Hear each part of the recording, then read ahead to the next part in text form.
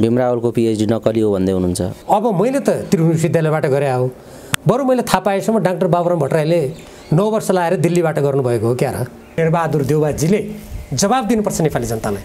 एमसीसीले भनेपछि थर्कमान भएर सरकारै भङ्ग गर्छु भनेर भन्नुहुन्छ अरे बैठकमा। अध्यक्ष उठ्ने हो भनिदिनु भयो रावलले भन्ने चर्चा आयो बजारमा। मैले भनेको छैन त्यो, यदि कसैले भने भने त्यस्ता समाचार पनि लेखिदिए। त्यो गलत कुरा हो।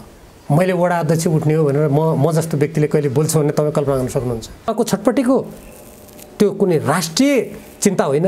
शक्ति राष्ट्रको द्वन्द्वको थलो नेपाललाई बनाउन मिल्दैन। राष्ट्रिय रूपमा मान्यता प्राप्त नगर्ने दलले अनि देशभरि एउटै चुनाव चिन्ह कसरी पाउँछ त? अहिले पनि फेरि पुष्पबल दाहाल प्रचण्डजीको बोलाइमा म स्पष्टता देख्दिनँ। प्रधानमन्त्री टुपी कसेर लाग्नु भएको छ। मलाई आश्चर्य लाग्छ यो कुरा सुन्दा। नकली हो पीएचडी। म यहीँबाट भन्न चाहन्छु, यस्तो संवेदनशील विषयमा उहाँले के पत्र लेख्नु नेपाली जनता सामु त्यो ल्याउनुपर्छ, सार्वजनिक गर्नुपर्छ।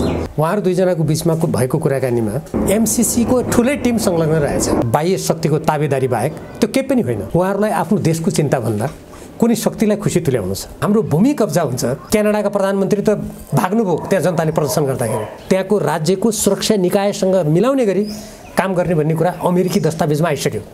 यहाँको परराष्ट्र मन्त्रालयले लुकाइरहेको छ, हामीले माग्दा दिँदैन। निर्वाचन हुनुपर्छ। आफ्ना जनता मालिक होइन, कोही अरूलाई मालिक मान्ने मनस्थिति भयो भने त अझै गरे पनि भयो। रावलजी स्वागत छ। धन्यवाद। पछिल्लो समय यो देशका नेताहरू के गर्दैछन्, नेताहरू के चाहन्छन्, के का लागि राजनीति गरिराखेका छन् भन्ने नै ठुलो प्रश्न बन्न गयो। बताइदिनुहोस् त यो देशका नेताहरू के गर्दैछन् अहिले? घटनाक्रमहरूबाट के देखिन्छ भन्ने कुरा यहाँहरू सबैलाई थाहा छँदैछ। अब यसलाई अलिकति मूर्तिकरण गर्ने हो, ठोस रूपमा भन्ने हो भने हामीले स्थानीय तह र प्रदेश र सङ्घीय संसदको लागि आम निर्वाचन गर्नुपर्थ्यो। त्यसको लागि राष्ट्रलाई एकताबद्ध भएर अगाडि बढ्नु पर्थ्यो। हाम्रो देशका सिमाना मिचिएका छन्, 10 गजा मिचिएका छन्। लिपुलेक, लिम्पियाधुरा र कालापानी क्षेत्रमा अतिक्रमण भएको छ। यसलाई गम्भीर रूपमा लिनुपर्थ्यो। भारतसँग दुई देशका बिचमा गठित प्रबुद्ध व्यक्ति समूहको प्रतिवेदन आश्रममा व्यवहारिष्य भएको छ। त्यसमा के भइरहेछ त्यो सोच्नु पर्थ्यो। उत्तरी सीमा नाकाहरूबाट सामग्रीहरू आउने कुरामा के व्यवधान भयो, किन व्यापारीहरू गुनासो गरिरहेका छन्, त्यतालाई हेर्नु पर्थ्यो। कोरोनाको यत्रो सङ्क्रमण छ, यसको लागि राष्ट्रलाई एकताबद्ध गर्नु पर्थ्यो। अब यो नभएर आज अमेरिकी मिलेनियम च्यालेन्ज कर्पोरेसनको सम्झौताबाट अनुमोदन पाइन्छ, के अनुदान पाइन्छ भनेर त्यसलाई अनुमोदन गर्नुपर्छ भन्ने कुरामा प्रधानमन्त्री टुपी कसेर लाग्नु भएको छ। यसबाट राष्ट्रको राजनीति ठिक दिशातर्फ, राष्ट्रको सर्वोपरि हितको दिशातर्फ उन्मुख छैन भन्ने कुरा त सहजै अनुमान गर्न सकिन्छ। प्रधानमन्त्री त्यसरी लाग्नुभयो कि गठबन्धन त्यसरी लाग्यो भन्ने पनि अहिले चर्चा गर्नुपर्ने आवश्यकता छ। यो एमसीसी अनुमोदन गर्नुपर्छ भन्ने कुरामा एकसूत्रीय जस्ताको तस्तै गर्नुपर्छ भन्ने देउबाजीलाई बोकेर हिँड्ने गठबन्धनका दलहरू चाहिँ कसरी योबाट अछुतो हुन्छन्? प्रमुख जिम्मेवारी प्रधानमन्त्रीकै हुन्छ। अर्को कुरा तपाईँले भन्नुभयो जस्तो जो सरकारमा सहभागी राजनीतिक दल र तिनका नेताहरू छन् ती सबै जिम्मेवार हुन्छन्, तर प्रमुख जिम्मेवारी भनेको त प्रधानमन्त्रीकै हुन्छ। अब गठबन्धन यसमा एकमत छैन, एमसीसी अनुमोदन गर्नुपर्छ भन्नेमा गठबन्धन छैन, यो प्रधानमन्त्रीको चाहना हो भन्ने प्रतिक्रिया पनि देखिएका छन्। यो प्रतिक्रिया पर्याप्त छ? यदि प्रधानमन्त्रीले मात्रै गर्नु खोजेको हो र गठबन्धनमा संलग्न अरू राजनीतिक दलहरूको विमति छ भने प्रचण्डजीहरू त्यसो भन्दै हुनुहुन्छ नि, उहाँका दलका नेताहरू त्यसो भन्दै हुनुहुन्छ। त्यसो भनेको हो भने अरू राजनीतिक दलका नेताहरूले तदनुकूल स्पष्ट रूपमा आफ्ना धारणाहरू जनसमक्ष ल्याए भइहाल्यो नि। किनभने राजनीति भनेको त देशको हितको लागि, जनताको लागि हो नि। राजनीति भने कुनै व्यक्ति विशेषले राष्ट्रलाई जतासुकै पनि धकेल्न पाउने कुराको अभिष्ट पुरा गर्नको लागि होइन नि। अहिले पछिल्लो समय यो एमसीसीमा गठबन्धनभित्र जुन खालको एकमत बन्न सकेन, त्यस पछाडि अर्को एक्सर्साइज भइरहेको छ र नेकपा एमाले र नेपाली काङ्ग्रेस मिलेर एमसीसी अनुमोदन गर्ने खालको खेलमा अहिलेको राजनीति अगाडि बढेको छ। यस्तो चर्चा पनि बाहिर छ। नेकपा एमाले पार्टी र नेपाली काङ्ग्रेसको गठबन्धनबाट अब एमसीसीलाई अनुमोदन गर्ने बाटो तय गर्न खोजिएको हो। अरू विषयमा हाम्रो बिचमा ठुलो मतभेद छ भन्ने, संविधान मिचिएका प्रसङ्गहरू ल्याउने अनि राष्ट्रको स्वाधीनतामा आँच पुर्याउने नेपाली जनताको स्वाभिमानमा आँच पुर्याउने, नेपालको संविधानका प्रावधान कानुनका प्रावधानहरू मिच्ने, स्वतन्त्र राजनीतिमा आघात पुर्याउने एउटा अनुदान सहयोगलाई लिनको लागि अनुमोदन गर्न साँठगाँठ गर्ने हो भने योभन्दा निर्लज्ज, योभन्दा गैरजिम्मेवार, योभन्दा घोर अवसरवादी कुरा त अरू हुनै सक्दैन यदि त्यो हो भने। त्यसकारण चाहे नेकपा एमाले होस्, चाहे नेपाली काङ्ग्रेस, अरू राजनीतिक दलहरू हुन्, ती राजनीतिक दलहरूले सबभन्दा पहिले आफूले जनताको अगाडि जे वाचा गरेका छन्, जे आफ्ना घोषणामा भनेका छन्, जे आफ्ना नीति कार्यक्रममा भनेका छन्, ती कुराअनुसार काम गर्नु पर्यो। ती अनुसार काम यदि नगर्ने हो भने ती राजनीतिक दल देशको लागि औचित्यहीन साबित हुन्छन्। जसरी ओलीजी र देउवाजीको छलफल चलिराखेको छ भन्ने बाहिर सञ्चार माध्यममा आएको छ, त्यो के छलफल चलिराखेको छ तपाईँलाई कति जानकारी छ? मैले त जे समाचार माध्यममा आएको छ त्यो मात्रै थाहा पाउने हो, मैले त्यो मात्रै थाहा पाएको छु। तर सञ्चार माध्यममा आएका केही कुराहरू एकदमै आपत्तिजनक र चिन्ता मान्नुपर्ने खालका छन्। विशेष गरी जस्तै उहाँहरू दुईजनाको बिचमा भएको कुराकानीमा यदि एमसीसँगको सम्झौता संसदबाट अनुमोदन गर्ने हो भने संसदको अवरोध हट्ने, गठबन्धन भङ्ग हुने हो भने संसदको अवरोध हट्ने भन्ने कुराहरू पनि भयो रे भन्ने जुन कुरा आएको छ, यदि यस्तो हो भने योभन्दा सिद्धान्तहीन देश र जनताप्रति गैरजिम्मेवार राजनीतिहरू केही पनि हुन सक्दैन। राजनीति त्यसरी होइन। उहाँहरूले जे आफ्ना घोषणामा भन्नुभएको छ, जे नेकपा एमाले आफ्ना घोषणामा भनेको छ, नेपाली काङ्ग्रेसले जे भनेको छ, त्यसलाई आत्मसात गर्ने हो भने सरकार राष्ट्रका मूलभूत हितको साधनाको लागि सञ्चालन हुनु पर्यो, संविधानको रक्षाको लागि, देशको अखण्डता स्वाधीनताको रक्षाको लागि हुनु पर्यो र त्यो सिद्धान्तमा जो मिल्छन् तिनीसँग एक हुनु पर्यो, जो त्यो सिद्धान्तसँग मिल्दैन उनीहरूसँग प्रतिस्पर्धा गर्नु पर्यो। तर त्यो नगरेर यदि तपाईँले भने जस्तो हो भने त यो त आफैले गरेका बाचा प्रतिज्ञाहरूको धज्जी उडाउन सरह ठहरिन्छ। राहुलजी, यो एउटा विषय भयो। अर्को विषय के छ भने यो एमसीसी जसरी माओवादीको कार्यकालमा डाक्टर बाबुराम भट्टराईले को कार्यकालमा यो अगाडि बढाइयो भन्ने खालको चर्चा उठेको छ, त्यसबेला यो सरल खालको थियो, यति जटिल थिएन एमसीसीको विषय, यो इन्डो पेसिफिक रणनीतिको एउटा अङ्गको रूपमा थिएन, त्यसकारणले यो अगाडि बढेको थियो। अहिले यो इन्डो पेसिफिक रणनीतिको आधारमा अगाडि आएको हुनाले यो अस्वीकार्य छ। त्यसो भएको हुनाले यो सुरुवात गरेको माओवादीले भए पनि अहिले पास हुन नसकेको पनि माओवादीले गर्दा हो, यस्तो खालको तर्क गरिराखेका छन् माओवादीहरू। तर बाबुराम भट्टराईजी पास हुनुपर्छ भनिराखेका छन्। यो सुरुमा थियो र यसको चरित्र अहिले बदलिएको हो कि यसको चरित्र सुरुदेखि अहिलेसम्म उस्तै छ? तपाईँले गरेको अध्ययन र बुझेको एमसीसी के हो बताइदिनुहोस् त। चरित्र सुरुदेखि नै सामरिक दिशातर्फ नेपाललाई घचट्ने उद्देश्यबाट गरिएको देखिन्छ। मैले नेपाल ग्रोथ डायग्नोस्टिक भन्ने प्रतिवेदन अर्थात् नेपालको विकासको सिफार भन्ने प्रतिवेदन हेरेँ। त्यसमा को संलग्न थियो भनेर हेर्दा एमसीसीको ठुलै टिम संलग्न रहेछ। त्यो टिमको संलग्नता र त्यसको निर्देशनमा नेपालका अर्थ मन्त्रालयका अधिकारीहरू र अरू जो त्यसमा संलग्न व्यक्तिहरूले त्यो प्रतिवेदन तयार पारेका रहेछन्, त्यो त्यसको आधार बनाएको रहेछ। त्यसपछि बाबुराम भट्टराईजीले पत्राचार गरेर त्यो कुरालाई अगाडि बढाउने काम गर्नुभएको रहेछ। अब यदि उहाँहरूले सुरुमा गरेको कुरासँग अहिले मेल खाँदैन भन्ने हो भने त उहाँहरूले हामीले सुरुमा यस्तो भनेका थियौँ, अहिले त्यसको विपरीत यी कुराहरू आए, त्यसकारण हामी मान्दैनौँ भन्ने त्यति नैतिकता देखाउनु पर्यो नि। जस्तो बाबुरामजीले यदि देशको स्वाधीनता स्वतन्त्रता अखण्डता कानुन मिच्ने प्रावधानहरू त्यहाँ थिएनन्, मैले त्यसो गरेको होइन भन्ने यदि उहाँले कहीँ भनेको छ भने अहिले त्यो प्रावधान त प्रष्ट छर्लङ्ग हुने गरी सार्वजनिक भइसक्यो नि। त्यसमा उहाँको भनाइ के? अनि त्यस्तो कुराहरूलाई पारित गर्नुपर्छ भनेर उहाँ लगायतका यदि कसै व्यक्तिले भन्छ भने त्यो त सरासर बाह्य शक्तिको ताबेदारी बाहेक त्यो केही पनि होइन। तर कुन मूल्यमा हो त ताबेदारी पनि भने जुन देशको जनताको राजस्व खाएर तलब भत्ता खाएर जुन देशको नाममा पदमा पुग्ने काम गरियो, सरासर त्यसकै ठुलो अपायलन आउँछ। राहुलजी, यो एउटा कुरा हो, उहाँ त भनिराख्नु भएको छ गर्नुपर्छ, जस्ताको तस्तै गर्नुपर्छ, गठबन्धन पनि टुट्नु हुँदैन, यसरी अभिव्यक्ति दिनुभएको छ नि त बाबुरामजीले। यो एमसीसी पनि पास हुनुपर्छ, गठबन्धन पनि टुट्नु हुँदैन। यो गठबन्धन उहाँलाई किन चाहिएको छ? एमसीसी नभएको के हो? यो होइन, उहाँलाई किन चाहिएको छ किन यो उहाँले भन्नुहुन्छ त्यो उहाँले बुझ्ने कुरा हो। मैले विश्लेषण गर्ने हो र बाहिर भएका सार्वजनिक अभिव्यक्ति तथ्य प्रमाणको आधारमा बोल्ने हो। अहिलेसम्म जुन व्यक्तिको तपाईँले कुरा गर्नु उहाँ र उहाँ जस्ता व्यक्तिहरूका पृष्ठभूमि उहाँहरूले गरेका क्रियाकलापहरूलाई हेर्ने हो भने उहाँहरूलाई आफ्नो देशको चिन्ताभन्दा कुनै शक्तिलाई खुसी तुल्याउनु छ र त्यो पद प्रतिष्ठा भनेको त्यस्तै शक्ति राष्ट्रहरूको आडमा प्राप्त गर्न सकिन्छ, सुरक्षा गर्न सकिन्छ भन्ने मनस्थिति विगतका घटनाक्रमहरूमा पनि पटक पटक अभिव्यक्त भएको छ। हुनसक्छ त्यही मनस्थितिको यो परिणाम होला। त्यति मात्रै होइन, तपाईँको व्यक्तिगत डिग्रीका बारेमा पनि उहाँ टिप्पणी गर्न थाल्नुभयो। भीम रावलको पिएचडी नकली हो भन्दै हुनुहुन्छ। नकली हो पिएचडी? खै हाम्रो देशमा त आजसम्म त्रिभुवन विश्वविद्यालयमा औपचारिक रूपमा गरेका जति पनि परीक्षाबाट प्रमाणित भएका व्यक्तिहरू कोही पनि नक्कली साबित भएका छैनन्। बरु भारतका विभिन्न सहरमा तपाईँ विरुद्ध किन खनिएका हुन्? कुरा गरौँ न तपाईँले भनेको सोध्दा यो प्रसङ्गलाई।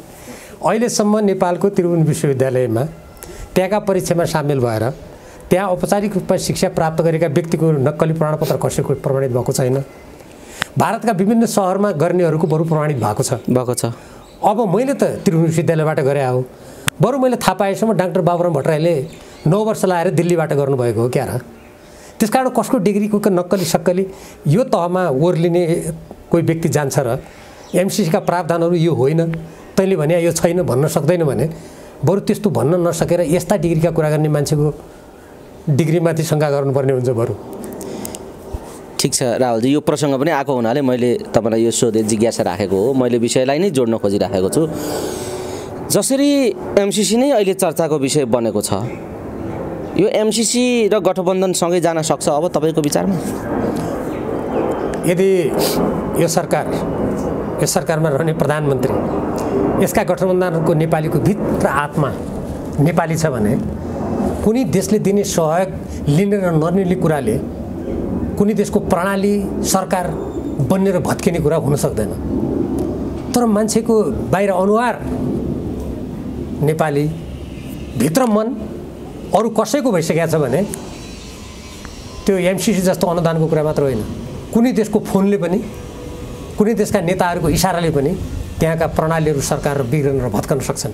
त्यसकारण म के अपेक्षा गर्छु भने नेपालका अहिले जो नेताहरू छन् उहाँहरूलाई नेपाली जनताले नै मत दिएर त्यहाँ पठाएको हुनाले उहाँहरूले अवश्य पनि एउटा कुनै देशको अनुदान जुन अनुदानसँग सम्बन्धित सम्झौताले हाम्रो देशको स्वाधीनता, स्वाभिमान, अखण्डतामाथि आँच पुर्याउँछ, हाम्रो देशको संविधान मिचिन्छ, कानुन मिचिन्छ, हाम्रो परराष्ट्र नीति मिचिन्छ, हाम्रो भूमि कब्जा हुन्छ, पक्कै पनि त्यसमा बरालिएर आफ्नो राजनीतिलाई लथालिङ्ग भताभुङ गर्ने बाटोमा उहाँहरू जानुहुने छैन भन्ने सोच राखौँ। अहिलेसम्म शङ्काको लाभ उहाँहरूलाई नै दिउँ। ठिक छ, यो एउटा पाटो तपाईँले राख्नुभयो। तर बाहिर अलिकति किनारामा ठ्याक्क उभिएर यो गठबन्धनमा आबद्ध भएका दलहरू, नेताहरूलाई हेर्दा र काम कारबाहीहरू अहिले यो एमसिसीको विषयमा उठेका बहसहरूलाई हेर्दा ठ्याक्कै पुष्पकमल दाहाल प्रचण्डजी कस्तो भूमिका निर्वाह गरिरहेको तपाईँ पाउनुहुन्छ? बताउनुहोस् त, प्रचण्डजीको भूमिका कस्तो देख्दै हुनुहुन्छ तपाईँ? तपाईँको यो प्रश्नको सन्दर्भमा म नेपाल कम्युनिस्ट पार्टी नेकपाको केन्द्रीय कमिटीको दोस्रो बैठकबाट यो एमसिसीसँगको सम्झौताका सम्बन्धमा पुष्पकमल दाहाल प्रचण्डजी र केपी ओलीजी दुवैले मञ्चबाट पूर्व प्रधानमन्त्री झलनाथ खनाल, म र प्रदीप गेवालीजी रहेको कार्यदल गठन गरेको मलाई सम्झना हुन्छ। त्यो बेला 2/3 बढी केन्द्रीय कमिटीका सदस्यहरू यसको विरुद्धमा हुनुहुन्थ्यो। यसका राष्ट्रघाती प्रावधानहरू नहटाएर यो कुनै हालतमा अनुमोदन हुँदैन भनेर त्यहाँ प्रस्ताव पारित हुनुपर्छ भन्नुहुन्थ्यो। तर कार्यदल गठन गरौँ, ठिक छ, तथ्यको आधारमा आयो भने कूटनीतिक दृष्टिकोणबाट अरू देशले पनि बुझ्छन् भन्ने कुरा भएको हुनाले कार्यदल गठन भयो। त्यो कार्यदल गठन भएर त्यसको प्रतिवेदन प्रस्तुत गर्यो। हामीले बालुवाटारमा प्रतिवेदन प्रस्तुत गऱ्यौँ। केपी ओलीजी, पुष्पकमल दाहालजी उहाँहरूले धन्यवाद पनि दिनुभयो त्यो प्रस्तुत गरे बापत। धेरै ठुलो अध्ययन गरिएको छ त्यसमा। तर त्यसलाई बैठकमा ल्याएर टुङ्गो लगाउने काममा केपी ओलीजीले सधैँ अवरोध सिर्जना गर्नुभयो। पुष्पकमल दाहालजीले अध्यक्षको हैसियतबाट त्यसलाई जसरी व्यवस्थापन गरेर अगाडि बढाउनु पर्थ्यो त्यो उहाँले गर्नु भएन। त्यसकारण अहिले पनि फेरि पुष्पकमल दाहाल प्रचण्डजीको बोलाइमा म स्पष्टता देख्दिनँ। मैले सार्वजनिक सञ्चार माध्यमबाट के देखेँ, बुझेँ भने उहाँले शेरबहादुर देउवासँगै एउटा पत्रमा हस्ताक्षर गरेर एमसिसीको कार्यालयलाई लेख्नुभएको रहेछ। म यहीँबाट भन्न चाहन्छु यस्तो संवेदनशील विषयमा उहाँले के पत्र लेख्नु नेपाली जनता सामु त्यो ल्याउनुपर्छ, सार्वजनिक गर्नुपर्छ। अनि एउटा देशमा संसदमा प्रस्तुत भइरहेको कुनै सम्झौताका सम्बन्धमा अनुमोदन गर्ने कि नगर्ने भनेर देशव्यापी यत्रो बहस चलिरहेको छ। देशभक्त नेपालीहरूले यसका राष्ट्रघाती प्रावधानहरूको विरोध गरिरहेका छन्। अनि कुनै व्यक्तिले व्यक्तिगत रूपमा पत्र लेख्नु भनेको त्यो संसदको विशेषाधिकारको हनन हो, नेपाली जनताको आवाजको अवमूल्यन हो, अपमान हो।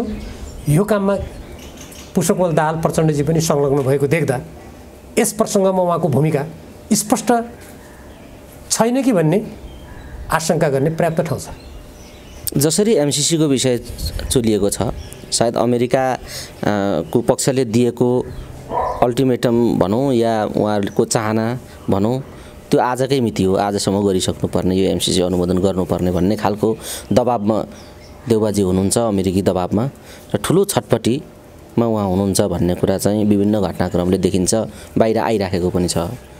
यही छटपटी र एमसीसीको चर्चाका बिचमा पुष्पकमल दाहाल प्रचण्डजीसँग चिनिया कम्युनिस्ट पार्टीका विदेश विभाग प्रमुखको भेटघाट भयो भन्ने समाचार पनि सार्वजनिक भएको छ। यो कस्तो सङ्केत हो?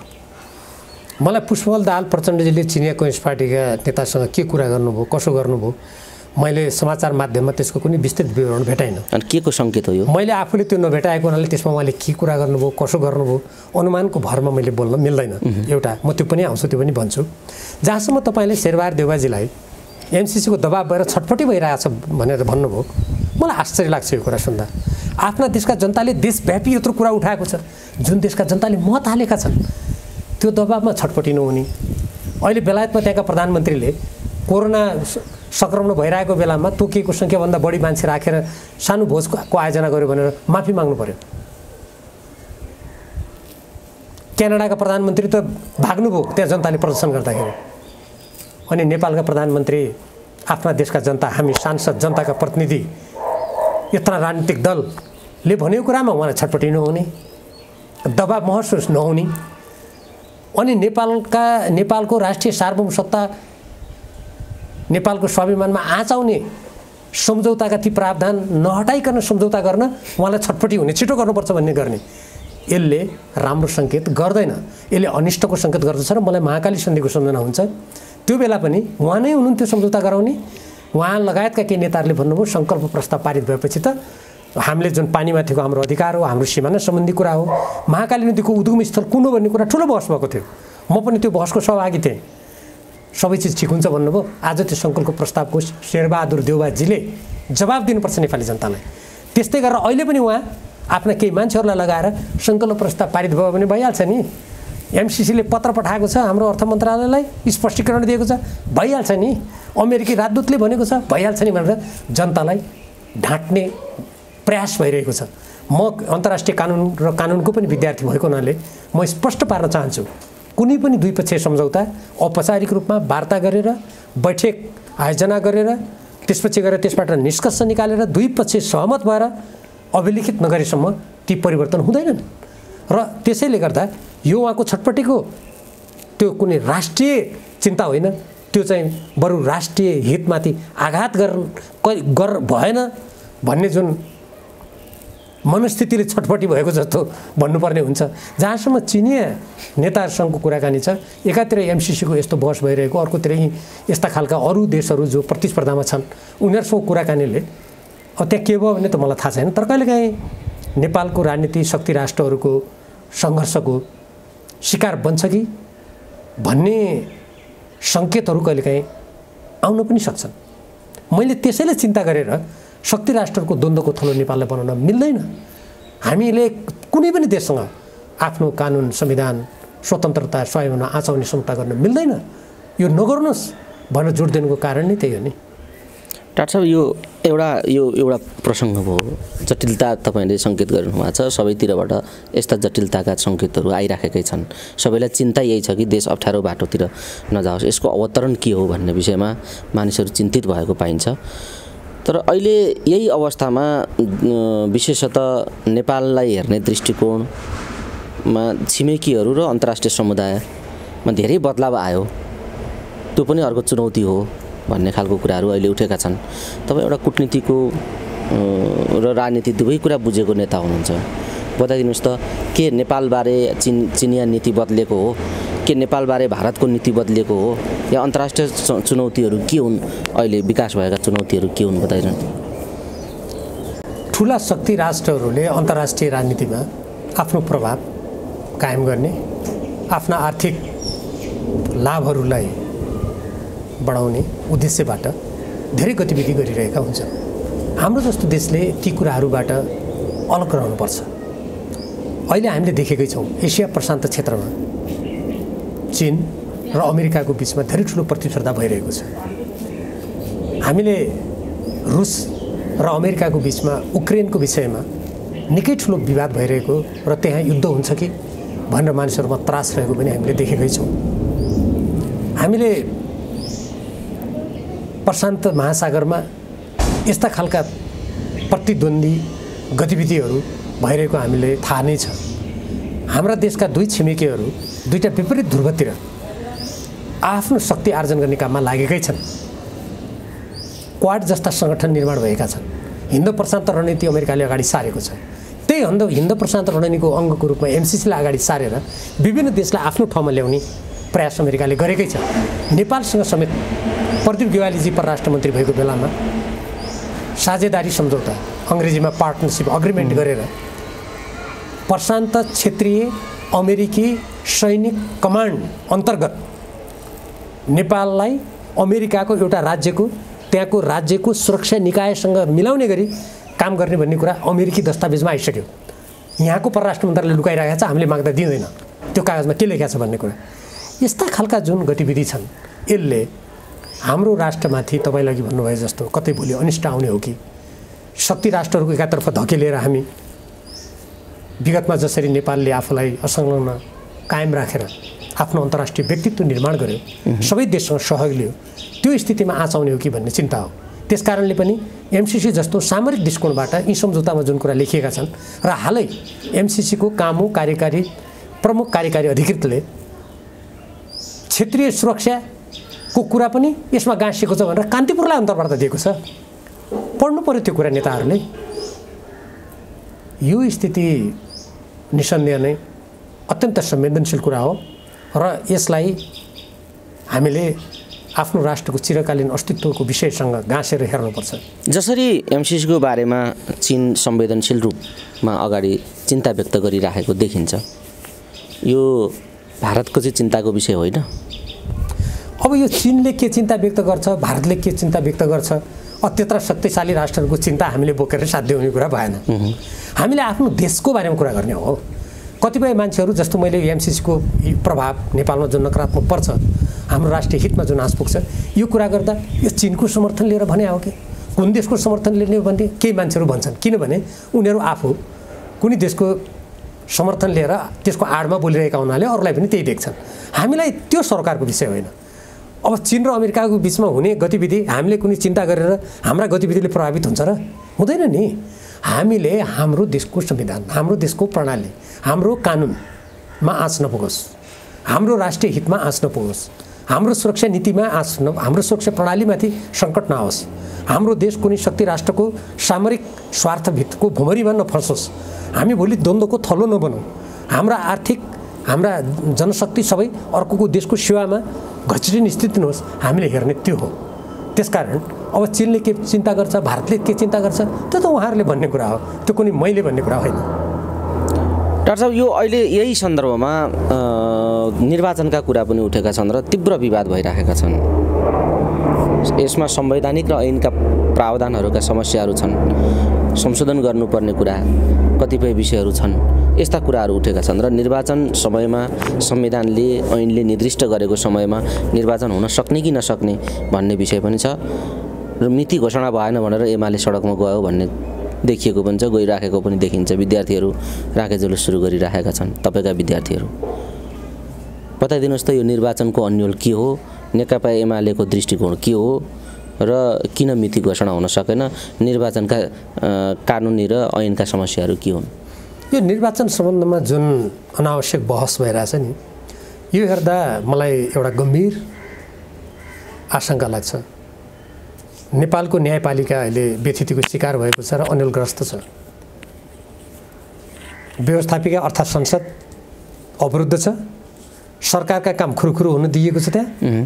तर हामी जनताको र देशको हितका विषयमा आवाज घन्काउनु पर्ने सदस्यहरू अवरुद्ध छौँ। त्यसलाई पनि निकममा बनाउने दिशातर्फ धकेलिँदैछ। सरकार अस्थिर भएको मैले भनिरहनु परेन। दोष त एमालेलाई बढी गइरहेछ नि यो विषयमा। म त्यसमा भनौँला, देशको अर्थतन्त्र सङ्कटग्रस्त छ। कोरोनाको विषाणुको सङ्क्रमणले पारेको प्रभाव अर्कातिर छ। भ्रष्टाचार बेरोकटोक अगाडि बढेको छ। मैले अघि नै भने लिम्पियाद्वारा लिपुले कालापानीमा अतिक्रमण भइरहेछ। प्रबुद्ध व्यक्तिसम्मको प्रतिवेदन व्यवहारिसी छ। 10 गजा मिचिएका छन्। यस्तो स्थितिमा हामीले हिजो नेपालको संविधान निर्माण गर्दा जे भनेका थियौँ, ऐन निर्माण गर्दा जे सहमति गरेका थियौँ, त्यो दिशामा स्वाभाविक रूपले अगाडि बढ्नुपर्नेमा त्यो नगरेर जुन प्रकारको अहिले सरकारमा गठबन्धनमा रहनेहरू र अरू दलका मानिसहरू जुन प्रकारको बहस र गतिविधिमा लागेका छन्, यो कतै नेपाललाई स्थिर हुन नदिने र नेपाललाई अन्ततः असफल राष्ट्रको रूपमा घचेटेर शक्ति राष्ट्रहरूका केही कुत्सित आशयहरू पुरा गर्ने कुरा जानेर वा नजानेर पुरा गर्न केही मानिसहरू त लागेका छैनन् भन्ने आशंका गर्नुपर्ने ठाउँ छ।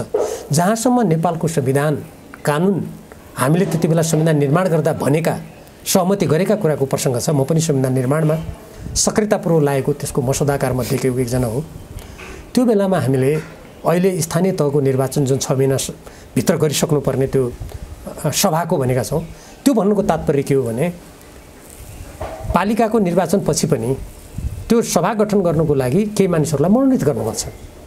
त्यो मनोनित गर्न त अलिकति समय लाग्ने भयो र देशमा कुनै तत्काल कुनै सङ्कट आइलाग्यो, काबुभन्दा बाहिरको परिस्थिति पर्यो भने त्यो समय त्यस कारण दिएको हो।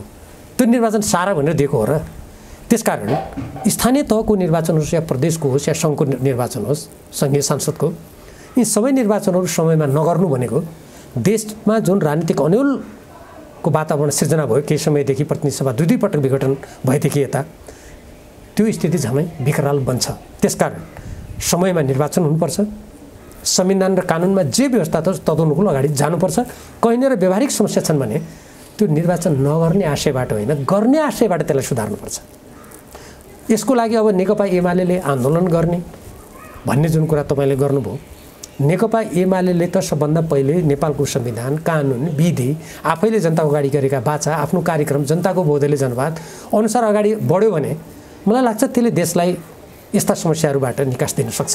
त्यो नगर्ने, आफूले विधि नमान्ने, आफूले राष्ट्रिय हितमा गर्नुपर्ने काम नगर्ने अनि अन्यथा गतिविधि गर्ने हो भने त्यसले अन्ततः देशको राजनीतिलाई गलत बाटोमा धकेल्नको लागि नै उक्साउँछ। राहुलजी, तपाईँले जसरी स्पष्ट अभिव्यक्ति दिइराख्नु भएको छ, देशको चिन्ता गर्ने एउटा देशभक्त नेताको छवि पनि छ तपाईँको, तर तपाईँ जस्तो अभिव्यक्ति दिँदै हुनुहुन्छ यसमा तालमेल मिलेन तपाईँको पार्टी र तपाईँ एकातिर पार्टी एकातिर, त्यस्तो भएन? मैले एउटा कुरा धेरै सञ्चारकर्मी साथीहरूलाई भन्दै आएको छु। हामी जन्मिँदाखेरि कोही पनि तपाईँ सञ्चारकर्मी हुनुहुन्थ्यो, म राजनीतिक दलको सदस्य थिइनँ। हामी नेपालीका सन्तान थियौँ। नेपालमा राजनीतिक दलको प्रादुर्भाव भएको नै कति भयो र?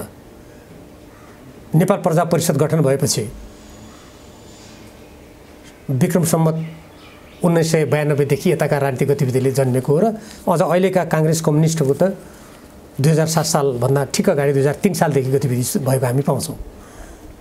सबभन्दा प्रमुख कुरा त राष्ट्रको हित होला नि। त्यसो भए हामी जुन मातृभूमि पृथ्वीनारायण शाहले एकीकरण गरेको देश, कसैको अधीनमा नभएको राष्ट्रलाई स्वाधीन स्वतन्त्र राख्ने, यसको समृद्धिको लागि, यहाँ चिरस्थायी शान्तिको लागि हामीले काम गर्नुपर्ने पहिलो कुरा हो नि। त्यसकारण नेकपा एमाले आफ्ना नीति कार्यक्रम सिद्धान्त जे त्यो पार्टी पहिले कोर्डिनेसन केन्द्र थियो, त्यसको जग 35 सालमा नेकपा माले भयो, 47 सालमा एमाले भयो, 54 सालमा फुट्यो, पछि गएर 2075 सालमा माओवादी र एमाले मिलेर नेकपा भयो। यस्तो अनेक प्रकारको इतिहासबाट अगाडि बढेको यो पार्टीले त्यो आफ्नो इतिहासलाई सम्झेर आफ्नो सिद्धान्त नीति कार्यक्रममा अटिक भएर राष्ट्रको पछिमा उभिनु पर्यो भन्ने मेरो भनाइ हो। अब मेरो यो भनाइ पार्टीका घोषित औपचारिक नीति सिद्धान्तसँग कहीँ पनि अन्तर्गत राख्दैन, त्यो अनुसार छ। अब यो पार्टीको नेतृत्व गर्ने कोही व्यक्ति त्यसको विपरीत जान्छ भने त्यसको जिम्मेवारी त ती व्यक्तिले लिनुपर्छ। म त्यसको लागि जिम्मेवार हुन सक्दिनँ। यो समग्र गतिरोध जे पैदा भएको छ एमालेको घोषित नीतिभन्दा दायाँ बायाँ गर्ने नेतृत्वका कारणले उत्पन्न भएको हो। आजसम्म यो जुन नेपालको कम्युनिस्ट आन्दोलनमा 7 सालदेखि आजसम्मको इतिहास हेर्नुभयो भने मैले त त्यसमा किताबै लेखेको छु। यो नेपालको कम्युनिस्ट आन्दोलन सम्बन्धी पुस्तक मेरो पहिलो पुस्तक हो। मैले गहिरो अध्ययन गरेको छु र मेरो विद्यावारिधीमा पनि मैले त्यसकै सेरोफेरोमा शान्ति प्रक्रिया द्वन्द्वलाई समेत ध्यानमा राखेर थप अध्ययन गरेको छु। जुन जुन बिन्दुमा नेताहरूले सिद्धान्त मिचे, विधि मिचे, राष्ट्र जनताको हितभन्दा आफ्ना व्यक्तिगत स्वार्थहरूलाई अगाडि राखे, परस्परमा सत्ता स्वार्थको लागि, पदको लागि हानथाप गरे, पूर्वाग्रह राखे, आफ्ना जनतामा विश्वास गर्नुभन्दा बाह्य शक्तिको आडमा टिक्ने कोसिस गरे, त्यहाँ पार्टीमा समस्या आएको छ, विभाजन आएको छ, विचलन आएको छ। अहिले पनि यदि तपाईँ त्यहाँ समस्या, विचलन, विघटन, अन्यल देख्नुहुन्छ भने त्यहाँ कहीँ न कहीँ अघि मैले भनेका कुराहरूको अवश्य पनि छाया छ, नकारात्मक प्रभाव छ। राहुलजी, हामी कुराकानीको अन्तिम चरणमा छौँ। के साँच्चै चुनाव जेठमा हुन्छ त भन्ने जनताको प्रश्न हो क्या? हुन्छ त चुनाव जेठमा? नेपालको संविधान, लोकतन्त्र, नेपाली जनताको राजनीतिक आकाङ्क्षा पुरा गर्ने हो भने स्थानीय तहको निर्वाचन यो वैशाख जेठमै हुनुपर्छ। ढिलोमा यसका चरणहरू अषाढमा पनि जालान्, किनभने एकै चरणमा गर्न नसक्ने अवस्था पनि हुन सक्ला नेपालको स्थिति हेरेर। तर यो हुन सक्ला भन्ने तपाईँको जुन प्रश्न छ, अब यो त शेरबहादुर देउवाजीको हातमा छ, जो नेपाली जनताले उठाएको आवाजबाट दबाब महसुस गर्नुहुन्न। एमसिसीले भनेपछि थर्कमान भएर सरकारै भङ्ग गर्छु भनेर भन्नुहुन्छ अरे बैठकमा भनेर मैले समाचार पढेको छु। अब यो त उहाँहरूको हातमा छ। यदि देश र जनताप्रति उत्तरदायी हुनुहुन्छ, चिन्ता छ, आफू जीवनको उत्तरार्धमा छु, यो राष्ट्रको लागि राम्रो गरेर जाउँ, यो संसारमा कोही पनि अजर अमर पनि छैन, कसैका पद पनि अकण्टक छैन, यो मातृभूमि जसले हुर्कायो बढायो, जहाँको अन्न पानी खाएर जहाँका जनताले मत दिएर यहाँ पुग्यौँ, यसको भलो चिताएर जाउँ भन्ने लाग्यो भने चुनाव समयमै होला। होइन म त अकण्टक छु नि, फलानु देशले समर्थन गर्यो भने म त असीमित समयसम्म यो पदमा बस्न सक्छु, म अजम्मरी हुन सक्छु भन्ने भ्रमबाट ग्रसित भएर आफ्ना जनता मालिक होइन कोही अरूलाई मालिक मान्ने मनस्थिति भयो भने त अझै गरे पनि भयो। तर यो ढिङ्नाइ गर्ने बानी देउवाजीको पुरानै हो, त्यसैले उहाँलाई अयोग्य र असफल पनि बनायो। यहाँ पनि दायाँ बायाँ हुनसक्छ भन्ने हिसाबले चिन्ता व्यक्त गरेर राष्ट्रपतिले अलिकति खबरदारी गर्दा, अलिकति संविधानको संरक्षक भएको नाताले पनि उहाँलाई त्यो दायित्व बोध भयो होला। उहाँले समयमा चुनाव हुनुपर्छ भन्ने कुरालाई जोड दिँदा तपाईँले आलोचना गर्नुभयो। मैले गर्छु, किन नगर्ने? किन गर्नुभयो? राष्ट्रपतिजीले उहाँले कुराकानी गर्दाखेरि वडाध्यक्ष उठ्ने हो भनिदिनु भयो रावलले भन्ने चर्चा आयो। मैले भनेको छैन, त्यो यदि कसैले भन्यो भने त्यस्ता समाचार पनि लेखिदिए, त्यो गलत कुरा हो। मैले वडा अध्यक्ष उठ्ने हो भनेर म जस्तो व्यक्तिले कहिले बोल्छु भने तपाईँ कल्पना गर्न सक्नुहुन्छ? म त कल्पना गर्दिनँ, आश्चर्य लाग्यो। त्यो एकदम त्यो गलत कुरा हो र त्यो जसले लेख्यो उसै भन्नुहोस् त किन आलोचना गर्नुहुन्छ? राष्ट्रपति म भन्छु वडा अध्यक्ष उठ्ने हो भनेर यदि मैले भने कतैले, मैले त पढाएको थिइनँ, तपाईँबाट थाहा पाएँ, यदि कसैले त्यो भन्यो भने त्यो लेख्ने मान्छेको आफ्नो विचार हो। त्यो म त्यस्तो कुराप्रति मेरो समर्थन रहँदैन। म त्यस्तो छिचरो संस्कृतिविहीन कुरा बोल्ने कुराको सख्त विरुद्धमा छु। डाक्टर साहबलाई सुहाउँदैन पनि त्यो कुनै पनि राजनीतिकलाई सुहाउँदैन, अलिकति मूल्य मान्यतामा हिँड्नेलाई, मलाई मात्र होइन कि। तर राष्ट्रपति भनेको हाम्रो देशमा संवैधानिक राष्ट्रपति हो। उहाँले प्रधानमन्त्रीसँग भेट्नु, के भइरहेछ, कसो भइरहेछ जानकारी लिनु, त्यो अनौठो कुरा होइन। तर निर्देशनात्मक रूपमा टिपोट लेखेर तपाईँले यो गर्नुहोस् भनेर भन्ने र निर्वाचन तपाईँले यसरी गर्नुपर्छ भन्ने हाम्रो संविधान निर्माण गर्दा हामीले त्यो परिकल्पना गरेका होइनौँ। त्यसैले संविधान मसौदा गर्दाखेरि संविधान सभाको हैसियतले मैले जे बुझेको छु, जे देखेको छु, यो प्रणालीको राष्ट्रपति कस्तो हुन्छ, प्रधानमन्त्री कस्तो हुन्छ, यो प्रणालीका मन्त्रीहरूले कस्तो आचरण पालना गर्नुपर्छ, यसका सुरक्षा निकायहरूले राष्ट्रको स्वाधीनता स्वतन्त्रताको लागि कसरी जानुपर्छ, नागरिकको कर्तव्य के हो भनेर हामीले जे कुरा बहस गऱ्यौँ, मैले त्यसको आधारमा बोलेको हुँ। यो कुनै राष्ट्रपति प्रति मेरो कुनै व्यक्तिगत आग्रह होइन कि प्रत्येक निकायले आफ्नो मर्यादामा बस्नुपर्छ। अब यहाँ अहिले कस्तो छ, कतिपय नेताहरू सरकारका नीति निर्देशन कानुन मान्यो भने म त सानो भयो भने ठान्ने, उहिलेका राणा राजाहरू कानुनभन्दा संविधानभन्दा माथि हुन्थे नि, त्यस्तै ठान्ने आफूलाई। संविधान र कानुन मान्यो भने आफूलाई सानो भएको ठान्ने हो। त्यो परिपाटी नहुर्कियोस् भनेर राष्ट्रपतिले पनि आफ्नो मर्यादामा बस्नुपर्छ। त्यो मर्यादाको सीमाभित्रबाट मात्रै उहाँले गतिविधि गर्नुपर्छ। प्रधानमन्त्रीले पनि मर्यादामा बस्नुपर्छ, म प्रतिनिधि सभाको सदस्यले पनि आफ्नो मर्यादामा बस्नुपर्छ भन्ने मान्यता अनुसार मैले त्यसको स्मरण गराएको हुँ। त्योभन्दा अरू अघि तपाईँले भने जस्ता कुराहरू मैले गरेको छैन। डाक्टर साहब, यो निर्वाचनकै कुरा गर्दा निर्वाचन ऐन 2073 को प्रावधानमा राष्ट्रिय दल बन्न नसकेका पार्टीहरूले स्थानीय निकायको निर्वाचनमा चुनाव चिन्ह प्राप्त गर्न नसक्ने प्रावधान छ। त्यस्तो अवस्थामा कसरी चुनाव हुन सक्छ? राप्रपा, माले, जनमोर्चा, नेमकिपा जस्ता पार्टीहरूले निर्वाचन चिन्ह प्राप्त गर्न नसक्ने अवस्था ऐनमा प्रावधान भएपछि कसरी निर्वाचन हुन सक्छ? यो एउटा ऐनको अर्को समस्या छ। सिन्डिकेट खडा गरिएको छ। यस्तो साना दलको टिका टिप्पणी पनि सुरु भएको छ। त्यो गलत टिका टिप्पणी हो। उहाँहरूका उम्मेदवारहरूले चुनाव चिन्ह पाउँदैनन् भनेर कसले भन्यो? उहाँहरूले पाउनुहुन्छ। उहाँहरूको देशव्यापी एउटै चुनाव चिन्ह हुँदैन भनेको हो। राष्ट्रिय रूपमा मान्यता प्राप्त नगर्ने दलले अनि देशभरि एउटै चुनाव चिन्ह कसरी पाउँछ त? मान्नुहोस्, म एउटा कुनै यस्तो दलको सदस्य छु जहाँ मेरो राष्ट्रव्यापी मैले मान्यता पाउने स्थिति छैन भने म जहाँ उठ्छु त्यही मेरो चुनाव चिन्ह हुन्छ। अनि चुनावै चिन्ह नभइकन कसरी उम्मेदवार हुन्छ र? त्यो होइन। स्वतन्त्र टाइपको चुनाव भन्छ। स्वतन्त्र भन्नुहोस्, त्यसलाई जेसुकै भन्नुहोस्। हामीले अरू देशमा, नेपालमा त 3% को कुरा छ, कतिपय देशमा 10% छ। धेरै उन्नत भनेका लोकतान्त्रिक मुलुकहरूमा पनि हामी के राजनीतिक दलको नाममा अनि नेपाल जस्तो मुलुकले त्यो राजनीतिक दल हुनुको लागि त्यसले निश्चित मापदण्ड पनि पुरा गर्नुपर्ने, कुनै सैद्धान्तिक मान्यता पनि बोक्न नपर्ने, संविधानका कुराहरू पालना पनि गर्न नपर्ने, हिसाब किताब पनि बुझाउनु नपर्ने, जे मन लाग्यो त्यही गर्नुपर्ने, यस्तो कुनै पनि लोकतन्त्रमा हुँदैन। फेरि अर्को कुरा, यस विषयमा त धेरै ठुलो बहस गरेर अझ 5% राख्ने भन्ने कुरा थियो। त्यो मापदण्ड हेर्नुहोस्, धेरै बहसपछि त्यो 3% सहमति भएर त्यो स्थापित भएको कुरा हो। अनि संविधान बनाउँदाखेरि सहमति भएर त्यो कार्यान्वयन भएको छ। अनि अहिले कुन व्यक्तिले पार्टी खोल्यो, पार्टी खोलेको 1 महिना पनि भएको छैन, वा त्यसले मान्यता पाउनु पनि समय पर्याप्त छैन। अनि गएर म त पार्टी हुँ, मलाई देशव्यापी चुनाव चिन्ह दिए भनेर यो कुनै पनि लोकतन्त्रमा, कुनै पनि प्रणालीमा यस्तो हुँदैन। त्यसैले यस कुराको आलोचना गर्ने, टिप्पणी गर्ने, हामी मान्दैनौँ भन्ने कुरा त्यो गलत हुन्छ। जनताको हामी विश्वास प्राप्त छौँ भन्ने पार्टीहरूले जाने, जनताको मत प्राप्त गर्ने। यो राष्ट्रिय राजनीतिक दल सिन्डिकेट खडा गरिएको होइन। सिन्डिकेट कसरी हुन्छ र? त्यसो भए त कानुन मान्ने भन्ने कुरा, हामीले विधान मान्ने भन्ने कुरा, यो पनि तिमीले कसैले उद्देश्य राख्यौ, म कानुन मान्दिनँ, जे मन लाग्यो त्यही गर्छु, तिम्रो मन परेको लागि लेख्यौ भन्नुपर्ने हुन्छ। त्यसो भएपछि त त्यस्तो हुँदैन नि। कानुन संविधान बनाइसकेपछि, छलफल गरिसकेपछि त्यो त लोकतन्त्रको एउटा मापदण्ड बन्छ।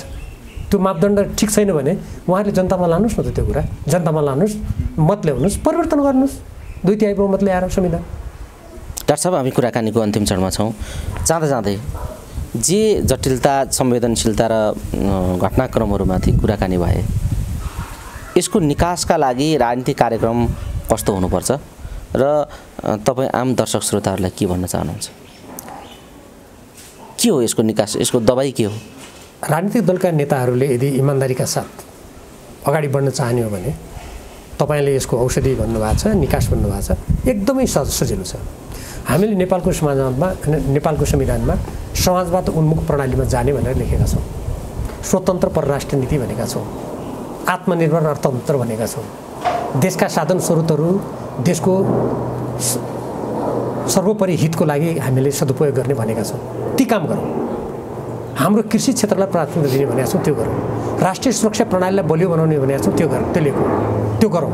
र हामीले हाम्रो अन्तर्राष्ट्रिय सम्बन्ध सम्बन्धी नीतिमा सबै असमान सन्धि सम्झौताको पुनरावलोकन गरेर समानताको आधारमा सन्धि सम्झौता गर्ने भनेका छौँ, त्यो गरौँ।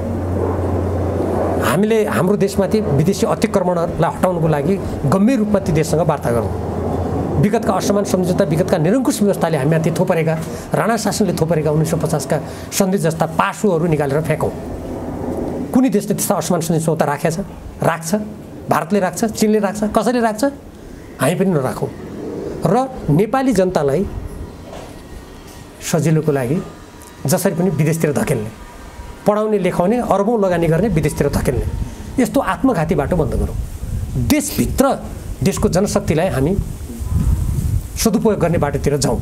र हाम्रो लिपुलेक, लिम्पियाधुरा, लिपुलेक, कालापानी जस्ता क्षेत्र जुन अतिक्रमण परेका छन्, त्यसलाई ल्याउनुको लागि जुन हामीले नक्सा बनाएका छौँ, त्यो अहिले भर्खरै मध्य प्रदेश भएको छ, पहिले 2 नम्बर प्रदेश भन्थे, त्यहाँबाट निष्कासित प्रकाशित राजपत्रमा त्यो चुच्चो नै हटाइएको छ। चुच्चो हटाउँदाखेरि परराष्ट्र मन्त्रीले किन ध्यान आकर्षित नगराएको, प्रधानमन्त्रीले किन ध्यान आकर्षित नगराएको त्यहाँको मुख्यमन्त्रीको? यस्ता खालका राष्ट्रको अखण्डतालाई नै आँच पुर्याउने गतिविधिहरूमा कोही नलागौँ, लाग्न नदेऊ। यति गरेपछि यसको निकास हुन्छ र यसको औषधि पनि हुन्छ। त्यसकारण संसारका कुनै पनि देशहरू मैले देखेको आजसम्म त्यहाँको सरकार, त्यहाँका नागरिकले देशभक्तिपूर्ण बाटोबाट अगाडि गयो भने त्यो देश राम्रो बाटोमा जान्छ। त्यो देशको अन्नदाना खाने, पानी खाने, पद त्यही देशको लिने, स्वार्थ अर्काको पूर्ति गर्ने, बाटोमा लाग्ने मान्छेहरूको हातमा पद र शक्ति भयो भने तपाईँले भनेको औषधि पनि लाग्दैन। मैले चाहेर जनताले चाहेको एउटा त्यो स्वतन्त्र, स्वाधीन, अखण्डता बलियो भएको समृद्ध नेपालको त्यो आकाङ्क्षा पनि हामी पुरा गर्न सक्दैन। आदरणीय दर्शक श्रोता, आज हामीले पछिल्लो विकसित घटनाक्रम सँगसँगै विकास भएको एमसीसीको विवाद के हो, गठबन्धन सरकारले गरिराखेको खेलिराखेको भूमिका के हो र नेकपा एमालेको वर्तमान भूमिका के छ, के गरिरहेको छ एमाले र अबको निकास के हुन सक्छ, यिनै विषयमा केन्द्रित रहेर नेपाल कम्युनिस्ट पार्टी एमालेका प्रभावशाली नेता डाक्टर भीम रावलसँग कुराकानी गरेका छौँ। आजको कुराकानीमा हामीले धेरै विषयहरू उद्घाटित गरेका छौँ। विषयलाई उद्घाटित गर्ने दायित्व हाम्रो, धारणा बनाउने जिम्मा तपाईँ दर्शक श्रोताहरूलाई सुम्पदै डाक्टर साहब अमूल्य समय दिनुभयो। यो महत्त्वपूर्ण समय र संवादका लागि यहाँलाई धेरै धेरै धन्यवाद छ। धन्यवाद।